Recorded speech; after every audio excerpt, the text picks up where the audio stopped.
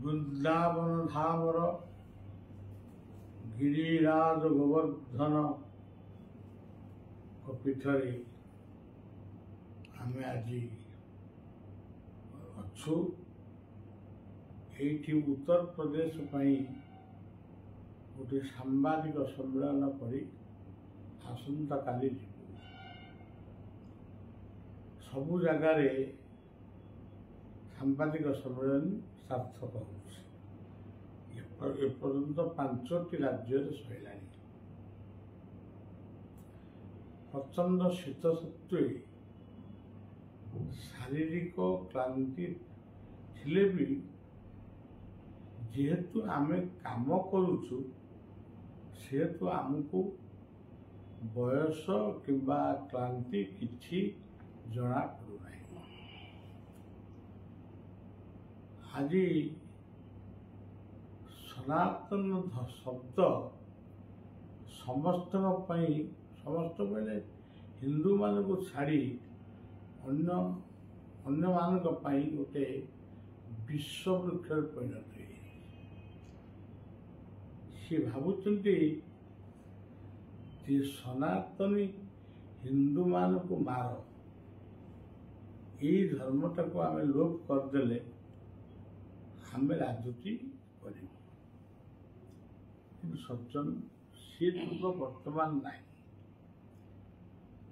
ସେମାନେ ହିନ୍ଦୁମାନଙ୍କୁ ମାରିପାରନ୍ତି ସେ କିଛି ଅଂଶରେ, କିନ୍ତୁ ହିନ୍ଦୁମାନେ ମଧ୍ୟ ବର୍ତ୍ତମାନ ସଜାଗ ହୋଇଯାଇଛନ୍ତି ଏବଂ ଯେଉଁ ସମୟରେ ସେ ଗୁଡ଼େଇ ଗୁଡ଼େଇ ମାରୁଥିଲେ ସେତେବେଳେ ମଧ୍ୟ ଏମିତି ସମୟ ଆସିଛି ହିନ୍ଦୁ ଧର୍ମକୁ ବିଲୋପ କରାଯାଇ ପାରିନାହିଁ। ରାଜା ଆକବର ବି ଚେଷ୍ଟା କରିଛନ୍ତି କିନ୍ତୁ ପାରିନାହାନ୍ତି। ଔରଙ୍ଗଜେବ ଶାସନ ନିଷ୍ଠୁର ଶାସନ ଥିଲେ ବି ସେ ମଧ୍ୟ ହିନ୍ଦୁ ଧର୍ମକୁ ବିଲୋପ କରି ପାରିନାହାନ୍ତି। ଏତେ ସହଜ ନୁହେଁ। ସେତେବେଳେ ମଣିଷ ଖଣ୍ଡା ଧରି ଯୁଦ୍ଧ କରୁଥିଲା। ବର୍ତ୍ତମାନ କ୍ଷେପଣାସ୍ତ୍ରଠାରୁ ଆରମ୍ଭ କରି ସବୁ ଦେଶ ବର୍ତ୍ତମାନ ସହଯୋଗ। ଭାରତର ଅନେକ ଦେଶ ବନ୍ଧୁ ରାଷ୍ଟ୍ର ରୂପରେ ପରିଚିତ।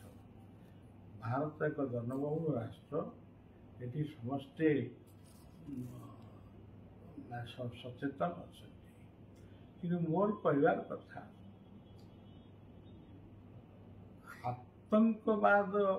ଆତଙ୍କବାଦୀ ଏଇମାନଙ୍କର ଅନିଷ୍ଟ ଚିନ୍ତା ମଧ୍ୟ ମୁଁ କରୁନାହିଁ।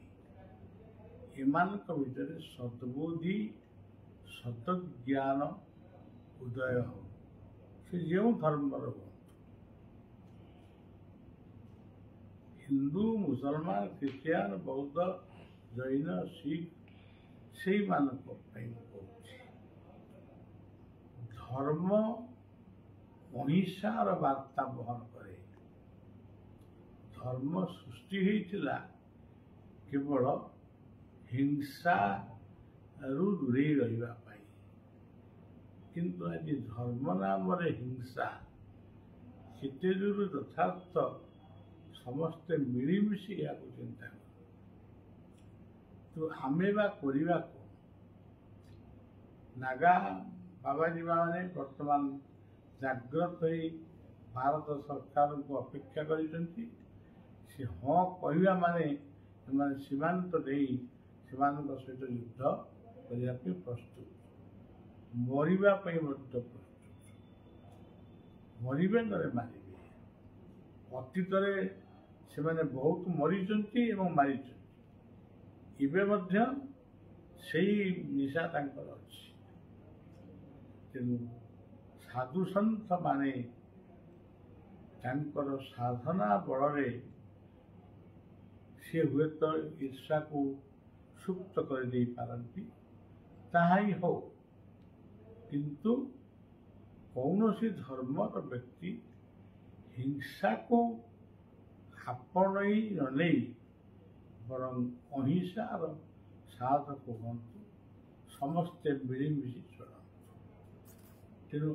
ତେଣୁ ଆମେ କାଲିଠାରୁ ଆମର ଅନନ୍ତ ବଳିଆ ପରିବାର ବିଶ୍ୱ ସନାତନ ସେବା ସଂଘର ଯେତେ ଶାଖା ଯେଉଁଠି ଗୋଟିଏ ଲୋକ ବି ଅଛନ୍ତି ସେତିକି ଆମେ ଗୋଟେ ବାର୍ତ୍ତା ଦେଉଛୁ। ଆଜି ବି ବର୍ତ୍ତମାନ ଆପଣମାନଙ୍କୁ ବାର୍ତ୍ତା ଦେଲୁ। ଆସନ୍ତାକାଲି ଗୀତା ଜୟନ୍ତୀ, ଏକାଦଶୀରେ ଗୀତା ଜୟନ୍ତୀ ପାଳନ ହେଇଛି। ପୁଣି ଆଉ ଗୋଟେ ଦିନ ପାଳନ ହେବ 13 ତାରିଖ ଦିନ। ଯେତେ କାମ ଥାଉ ଆପଣମାନେ ପ୍ରକୃତରେ ଗୁରୁପ୍ରେମୀ ହେଇଥିବେ, ଆପଣଙ୍କର ଇଷ୍ଟ ଯାହାକୁ ମାନୁଛନ୍ତି କିମ୍ବା ଆପଣଙ୍କ ଘରେ, ଆପଣଙ୍କ ଠାକୁର ଘରେ ବା ବୃନ୍ଦାବତୀ ମୂଳରେ କେବଳ ଗୋଟିଏ ଦୀପ ଜାଳି ଅଗ୍ନି ହେଉଛନ୍ତି ପ୍ରଥମ ଦେବତା। ଏ ଅଗ୍ନିଙ୍କର ସ୍ୱରୂପକୁ ଚିନ୍ତନ କରି ସେ ଜ୍ୟୋତିର୍ବ୍ରହ୍ମ ଅଗ୍ନିଙ୍କ ପାଇଁ ପୃଥିବୀ ଆଜି କାର୍ଯ୍ୟକ୍ଷମ ହେଇଛି। ତେଣୁ ବିଜ୍ଞାନ ଅଗ୍ରଗତି କରିଛି, ମାନେ ଜ୍ଞାନ ଅଗ୍ରଗତି କରିଛି। ତେଣୁ ହିଂସା ଆସିବା ପୂର୍ବରୁ ଅହିଂସାର ମନ୍ତ୍ର ସ୍ମରଣ କରି ଦୀପଟିଏ ଲଗେଇ 3ଟି କଥା ପ୍ରାର୍ଥନା କରିବେ। ସନାତନ ଧର୍ମର ରକ୍ଷା ହେଉ, ଆତଙ୍କବାଦ ସୁପ୍ତ ହେଉ ଏବଂ ସମସ୍ତ ଧର୍ମାବଲମ୍ବୀ ମାନେ ଯିଏ ଯେଉଁ ଧର୍ମର ହୁଅନ୍ତୁ ସେମାନେ ଶାନ୍ତିରେ ବଞ୍ଚନ୍ତୁ। এই 3ଟି କଥା ଆପଣମାନେ ନିଶ୍ଚିତ ପ୍ରାର୍ଥନା କରିବେ। ଆତଙ୍କବାଦ ସୁପ୍ତ ହେଉ, ସନାତନ ଧର୍ମ ରକ୍ଷା ହେଉ, ସବୁ ଧର୍ମର ଲୋକ ଶାନ୍ତିରେ ବଞ୍ଚନ୍ତୁ। ତା ସହିତ ଜୀବଜଗତ ମଧ୍ୟ। ଏଇଠି ମୁଁ ଆପଣମାନଙ୍କୁ ଗୋଟିଏ କଥା ମନେ ପକାଇ ଦେଉଛି, ଯେତେବେଳେ ସୃଷ୍ଟି ଉତ୍ପନ୍ନ ହେଇଛି ସେତେବେଳେ ହିଂସାଟା ବି ସୃଷ୍ଟି ହେଇଛି। ଖାଦ୍ୟକର ନ୍ୟାୟରେ ହିଂସା ସୃଷ୍ଟି ହେଇଛି। ବିଲେଇ ମୂଷାକୁ ଖାଇବ, ସାପ ବେଙ୍ଗୁକୁ ଖାଇବ, ବାଘ ମୃଗ ଖାଇବ, ସିଂହ ହରିଣ ଖାଇବ ବା ମୃଗ ଖାଇବ। ହିଂସା ଗୁଡ଼ାକ ଏଇଭଳି ଭାବରେ ସୃଷ୍ଟି ହେଇଥିଲା। କିନ୍ତୁ ଖାଦ୍ୟକର ନ୍ୟାୟରେ ସୃଷ୍ଟି ହେଇଥିଲା। ଖାଦକ ବଢ଼ିଯିବେ, ଖାଦ୍ୟ ମିଳିବନି। ଖାଦ୍ୟ ବଢ଼ିଯିବ, ଖାଦକ ମିଳିବନି। ଗୋଟେ ବାଲାନ୍ସ ମେଣ୍ଟେନ୍ ପାଇଁ ଯେଉଁ ହିଂସା ସୃଷ୍ଟି କରିଥିଲେ ପ୍ରଭୁ, ସେଥିରେ ବାପ ନାହିଁ। ଆମେ କ'ଣ କରୁଛୁ? ଆମ ପାଖରେ ଖାଦ୍ୟର ଅଭାବ ନାହିଁ କି ଖାଦକର ବି ଅଭାବ ନାହିଁ। ଅଯଥାରେ ସିଂହାସନ ଆହରଣ କରିବା ପାଇଁ, ରାଜୁତି କରିବା ପାଇଁ, ଶାସନ କରିବା ପାଇଁ ଆମେ ଏସବୁ ଆହ୍ୱାନ କରୁଛୁ। ଯେଉଁମାନେ ଆହ୍ୱାନ ଦେଉଛନ୍ତି ସେଇମାନଙ୍କୁ ବଳିଆ ପ୍ରାର୍ଥନା କରୁଛି, ନିବେଦନ କରୁଛି, ଆଉ ଥରେ ଚିନ୍ତା କରନ୍ତୁ। ଯାହାକୁ ମାରିବେ ସେ ମଧ୍ୟ ସେଇ ମଣିଷ, ଯିଏ ମରିବେ ସେ ମଧ୍ୟ ମଣିଷ। ତେଣୁ ଅହିଂସା ପରମ ଧର୍ମ,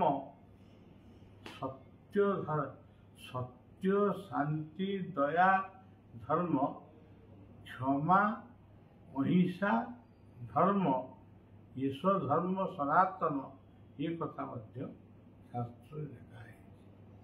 ଏତିକି କହି ଆଜିର କଥାକୁ ଏଠି ବିଶ୍ରାମ ଦେଉଛି। ଗିରିରାଜଙ୍କୁ ଦର୍ଶନ କରିବାକୁ ଯିବି ନାହିଁ, ରାଧା ସ୍ମରଣ କରିବି।